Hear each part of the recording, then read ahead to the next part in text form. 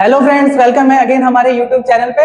तो आज हमने जैसे कि आपको वादा किया था, आज हम पढ़ने वाले हैं मोहम्मद गजनी के बारे में। तो मोहम्मद गजनी जो था वो कब आया था भारत? 1897 से 1030 के बीच में वो भारत आया था। और उसने कई बार भारत पे आक्रमण किया और मैक्सिमम टाइम वो हार गया था।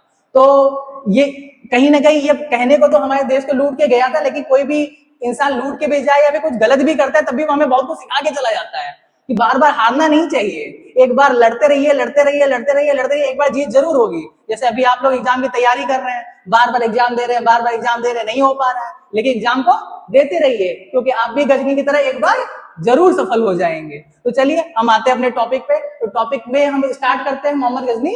तो पहला पर्पस उसका जो था, पर्पस ऑफ रेड, कि वो भारत के जितने भी रिसोर्सेज थे उसको ड्रेन करना चाहता था। लूट पाट के ही इरादे से आया था। उसका एक ही मकसद था कि हम भारत को लूटेंगे। वो एक तरीके से लुटेरा ही था।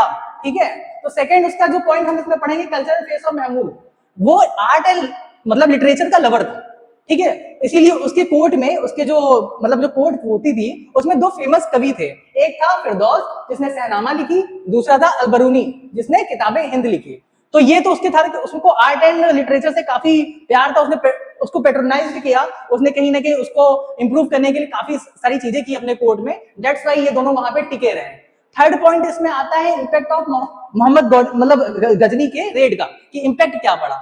इससे ये हुआ कि जितने भी भारत के रिसोर्सेज थे, इवन मैन पावर थे, वो यहाँ के अच्छे अच्छे जो कारीगर था उनको भी अरब अपने साथ लेके जाने लगा। तो यहाँ पे क्या हो गई, अच्छे रिसोर्सेज और अच्छे मैन पावर की कमी होगी। और सोचिए जिस कारखाने में अच्छा मतलब अच्छा रिसोर्स ना हो और अच्छा वर्कर ना हो तो उस कारखाने का क्या होगा। तो भारत का हाल भी उस समय कुछ ऐसा ही हो गया था। तो भारत डिप्राइव्ड हो गया था Indian resources and Indian man power से।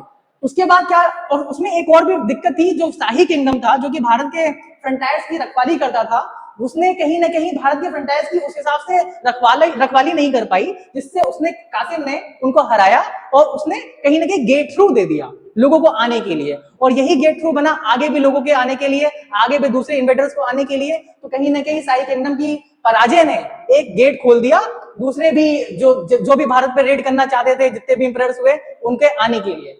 तो और उसने क्या किया, उसने पंजाब एंड अफगानिस्तान इन दोनों को अपनी सल्तनत में मिला लिया।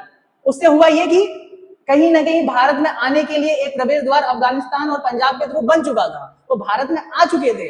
इसलिए मोहम्मद गजनी का इंपैक्ट भारत की हिस्ट्री में सबसे ज्यादा पड़ता है। इसीलिए इसको बार बार याद किया जाता है, इसीलिए बार बार पढ़ाया जाता है। और उसने दूसरे भी किसी भी रूलर्स को आने के लिए, कॉन्कर करने के लिए इंडिया में बहुत इजी कर दिया।